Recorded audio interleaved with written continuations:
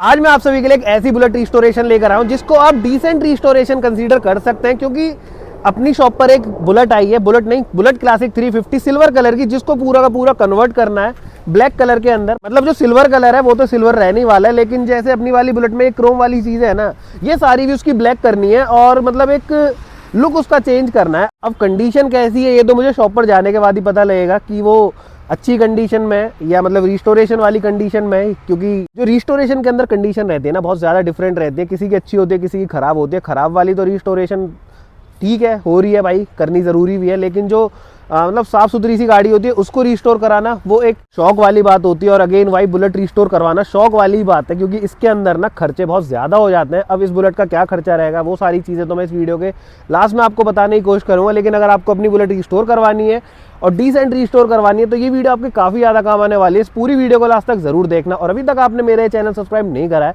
तो ज़रूर से कर देना, क्योंकि मैं बुलेट रिस्टोरेशन से रिलेटेड, एक्सप्लोरेशन से रिलेटेड काफ़ी सारी वीडियोज़, इन्फॉर्मेटिव वीडियोस लाता रहता हूँ। सब यहाँ बातों में ज़्यादा टाइम वेस्ट ना करते हुए जल्दी से चलते मायापुरी और इस वाली वीडियो करते हैं शुरू।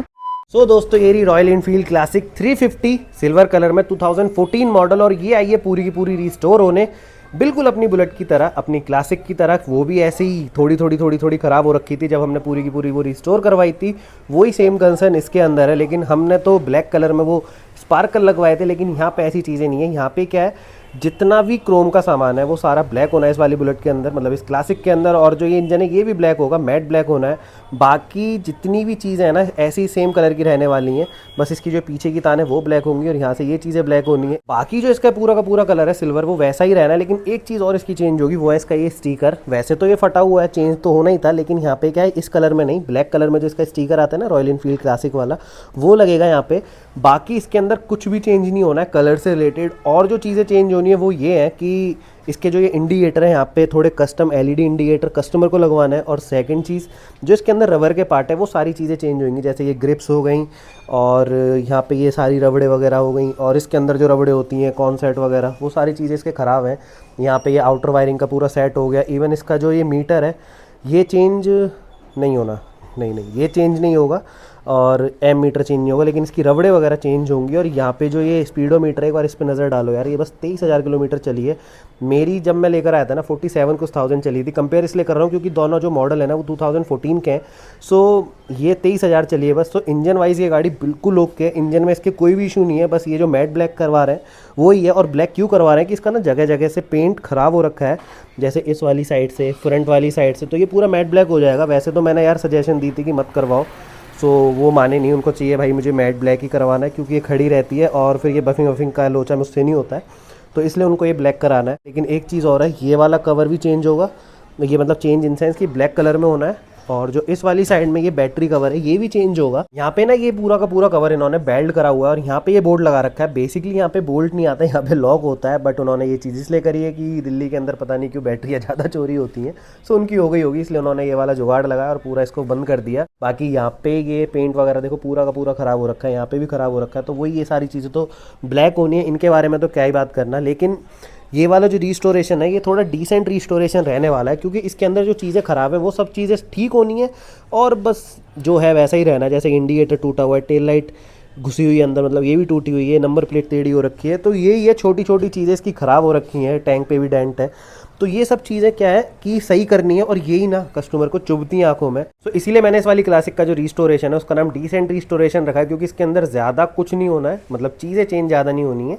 बस ये जो इसका सारा काम ख़राब हो रखा है ना वो सारी चीज़ें डेंट पेंट होकर के, और जो चीज़ें ख़राब है वो नहीं डल करके बिल्कुल इसको क्लासिक लुक में ही रखना है, और बिल्कुल कंपनी जैसा ही, जैसे कंपनी से आती है ना बिल्कुल वैसे ही, कुछ भी अलग नहीं करना है इसमें। तो मेरा मानना तो बस भाई यही है कि रिस्टोरेशन कराओ या मॉडिफिकेशन कराओ, ऐसी कराओ जो आपकी गाड़ी को सूट करे। ऐसा कुछ भी मत करा दो कि चीज़ अटपटी लगने लग जाए। अब क्लासिक को आप बना दो बॉबर या फिर कुछ भी कैफे रेसर जैसा डिज़ाइन देने की सोचो तो वो चीज़ थोड़ी ऑड भी लगती है, बट यहाँ पे ऐसा नहीं है। यहाँ पे सब कुछ डिसेंट तरीके से रिस्टोर होगा, और जैसे जैसे होगा सारी चीज़ें तो मैं आपको कंप्लीट दिखाऊंगा ही यहाँ पे, और एक ही वीडियो में हो सकता है मैं ये पूरा डिसअसेंबल, पेंट और पूरा असेंबल वाला प्रोसेस कवर करूं, क्योंकि ज़्यादातर लोगों की ना यही शिकायत रहती है कि आपने फाइनल लुक नहीं दिखाया पेंट वाली वीडियो के अंदर ही। सो इस बार या कुछ टाइम से आपने देखा भी होगा कि मैं कंप्लीट वीडियो में ना हर चीज़ दिखा देता हूँ।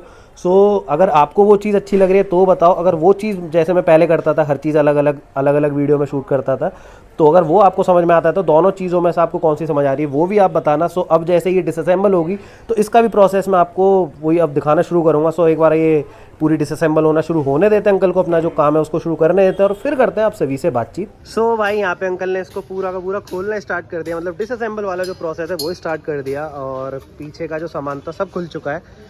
और अभी अंकल यहाँ पे इसका इलेक्ट्रिक कार्ड वगैरह खोल रहे हैं, धीरे धीरे इसको पूरा डिसअसेंबल कर देंगे।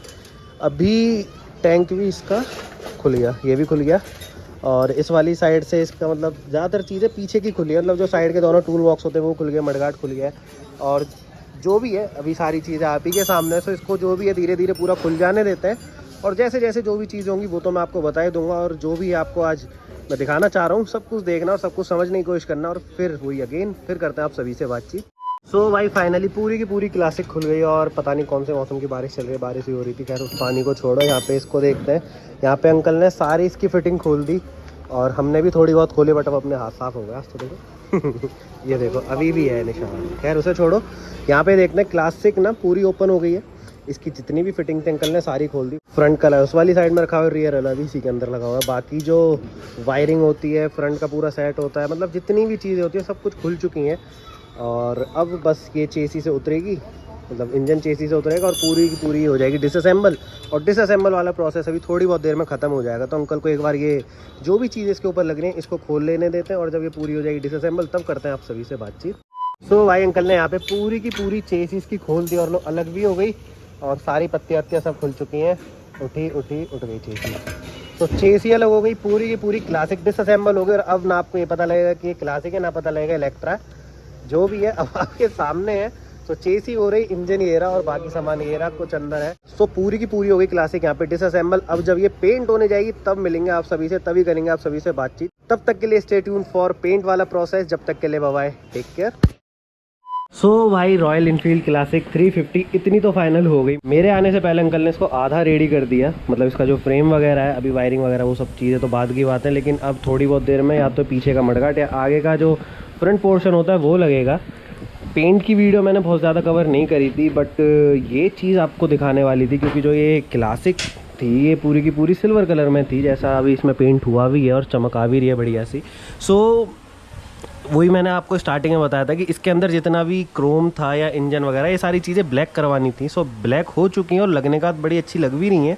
लेकिन ब्लैक में मुझे बस एक इशू लगता है कि यार ये जब गंदा हो जाता है ना, कीचड़ वीचड़ लग के जब चलता है डेली लाइफ में, तो इसको मेंटेन करना मेरे हिसाब से क्रोम के मुकाबले थोड़ा ज़्यादा मुश्किल रहता है, क्योंकि वो स्पॉट पड़ जाता है और वो फिर हटते नहीं है, चाहे वो ये पेंटेड इंजन हो या फिर वो कंपनी वाला इंजन हो। और ये मैं इसलिए भी कह रहा हूँ क्योंकि मैंने हंटर भी शॉप के साइड में खड़ी होती है उसको थोड़ा नोटिस करा इस चीज़ में। तो ये चीज़ मुझे ऐसा लगता है कि ब्लैक करवा तो लेते हैं लेकिन उसको मेंटेन करना थोड़ा मुश्किल रहता है। बाकी क्रोम होता है तो जब मर्जी उसको मतलब साल 2 साल में बफ़ करा दो, कोई इशू नहीं है। लेकिन इंजन पेंट कराना इतना बड़ा मतलब समझ रहे हो थोड़ा हेक्टिक भी रहता है। तो एक बार जो हो गया सो हो गया, तो ये है, बाकी कोई दिक्कत नहीं है। बनने के बाद जब ये सारी चीज़ें नई नई होती हैं तब ज़्यादा अच्छी लगती हैं और अभी लग भी रही हैं मुझे पर्सनली, क्योंकि मुझे नहीं पता यार देखो कैमरा कितना इन चीज़ों को जस्टिस कर पाता है नहीं कर पाता है, लेकिन जो रियल मतलब देख पाते हैं ना इन चीज़ों को वो ज़्यादा अच्छे से समझ पाते हैं। और जैसा मैं ये जो आपको बता रहा हूँ ये बिल्कुल अलग वाली बातचीत है। यहाँ पे हर चीज़ एकदम बढ़िया तरीके से मैट वाला जो होता है ना, जो मैट वाली क्या शाइन तो हो ही नहीं सकती, ये जो भी इसकी रौनक है अच्छी सी निकल कर आ रही है। इवन जो ये टूल बॉक्स हैं जो ये सिल्वर कलर में पेंट हुए हैं ये भी बड़े प्यारे लग रहे हैं। बाकी जब ये पूरी बन जाएगी तब तो इसका कुछ और ही लुक निकल कर आएगा। बाकी एक चीज़ और इसमें रहने वाली है और वो ये है कि इसके अंदर जो एलॉय व्हील थे ना वो बड़े प्यारे लगेंगे, क्योंकि एलॉय व्हील भी इसके अंदर ब्लैक और CNC वर्क वाले हैं। ये देखो यहाँ पे ये मैट ब्लैक में और ये CNC वर्क हुआ है इसके ऊपर, सिल्वर कलर नहीं है, पेंटेड नहीं है। ये देखो यहाँ पे कट भी बने हुए हैं। सो ये पेंट उतरेगा नहीं, मतलब ये चीज़ उतरेगी नहीं। कभी इन फ्यूचर प्रॉब्लम आएगी तो इन ब्लैक कलर्स में आती भी है नहीं भी आती, वो तो अलग अलग चीज़ें हैं, मेंटेन करने के ऊपर भी होता है।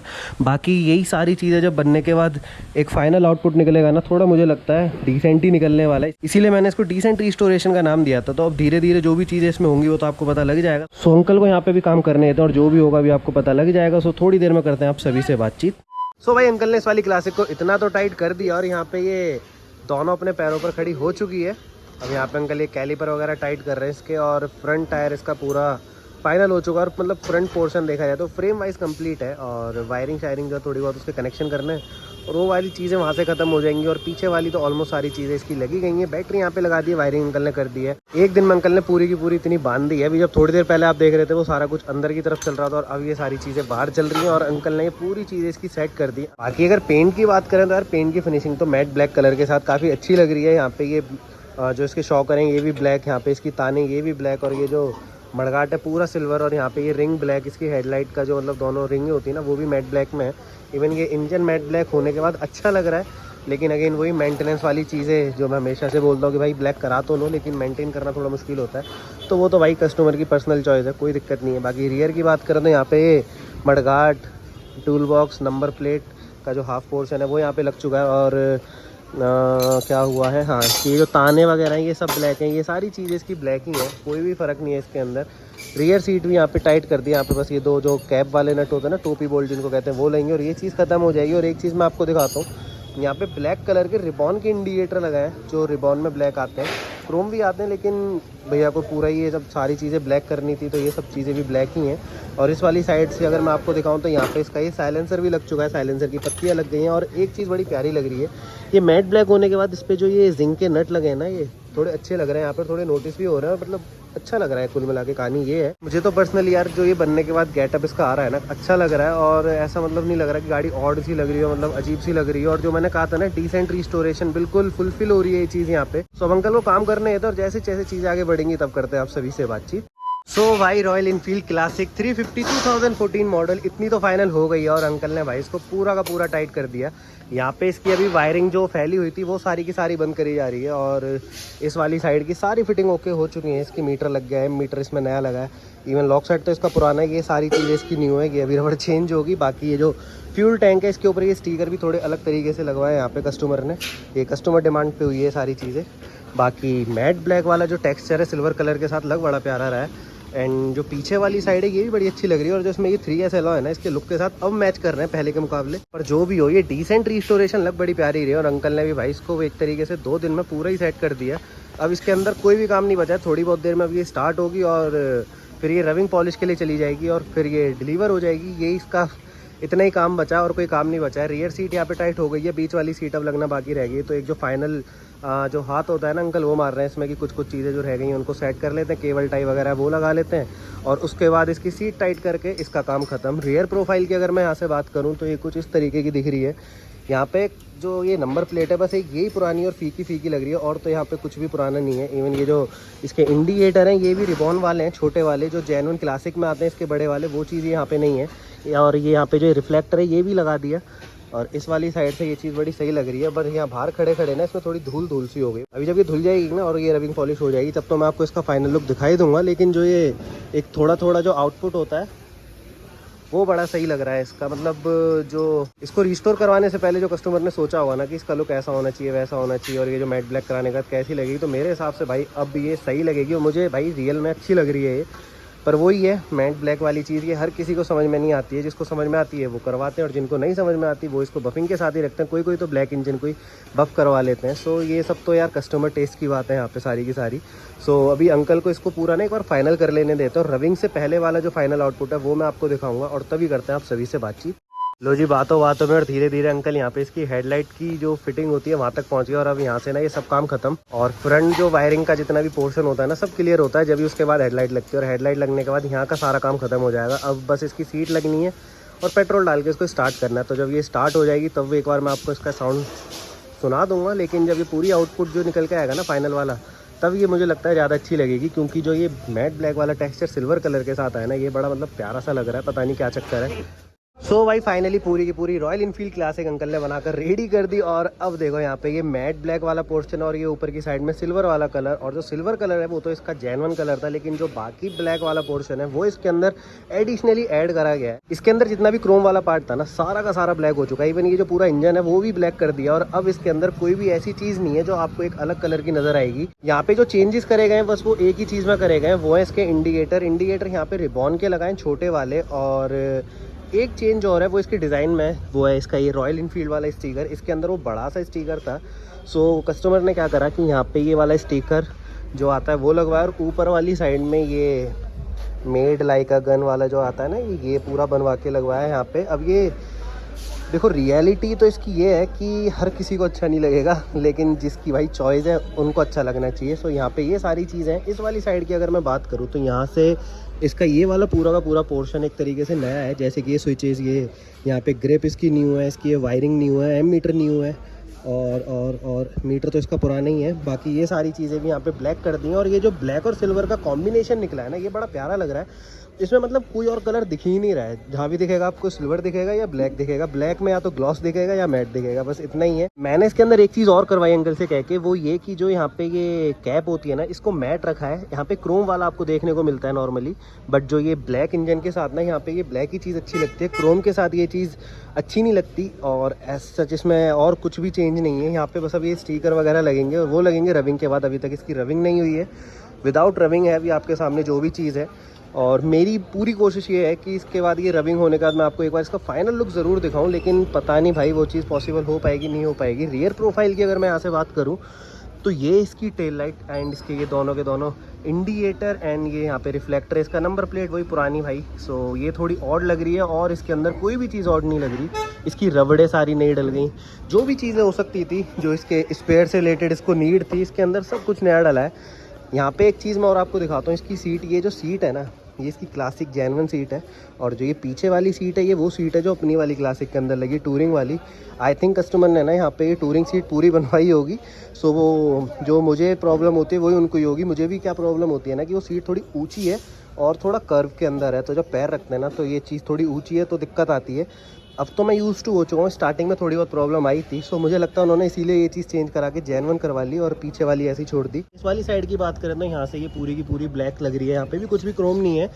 यहाँ पे इसका ये साइलेंसर पत्तियाँ ये सब ब्लैक कर दी हैं। इवन इसकी किक और यहाँ पे ये ब्रेक पैडल ये सब ब्लैक कर दिया। और इस वाली साइड में ये सिल्वर कलर का था, इसको भी ब्लैक करा है। ये चीज़ आपने इस वाली साइड में भी नोटिस करी होगी। इसका ये बैटरी कवर ये सिल्वर था, अभी ब्लैक कर दिया। और ये ना भैया ने बोल्ट लगा के बंद करा हुआ था। सो बड़ी मुश्किलों से इसको सेट करा है, यहाँ पे काट पीट के निकाला उसको, और फिर यहाँ पे लॉक लगाया है। यहाँ पे पूरी की पूरी ये क्लासिक बनकर रेडी हो चुकी है। आपको ये वाला डिसेंट रिस्टोरेशन कैसा लगा, ये वाली क्लासिक कैसी लगी भाई, कमेंट सेक्शन में ज़रूर कमेंट करना। अब इसके खर्चे वगैरह की बात घर पर चल कर करते हैं, और फिर वही सारी जो भी छोटी छोटी चीज़ें वो भी मैं आपके साथ शेयर करूँगा। सो चलते हैं यहाँ से घर, और फिर घर पर चल कर करते हैं आप सभी से बातचीत।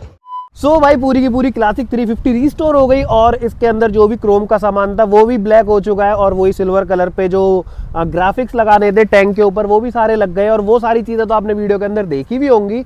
अब इस वाली क्लासिक के अंदर जो इंडिकेटर है वो रिवॉन वाले लगे थे, और यही इसके अंदर चेंज हुआ था। बाकी जो छोटे छोटे स्पेयर पार्ट्स थे वो भी हुए थे। अब अगर इस वाली बुलेट के खर्चे की बात करें तो खर्चा इस गाड़ी के अंदर बहुत ज़्यादा नहीं हुआ है। ये 30,000 से नीचे में ही ख़त्म हो गई थी गाड़ी।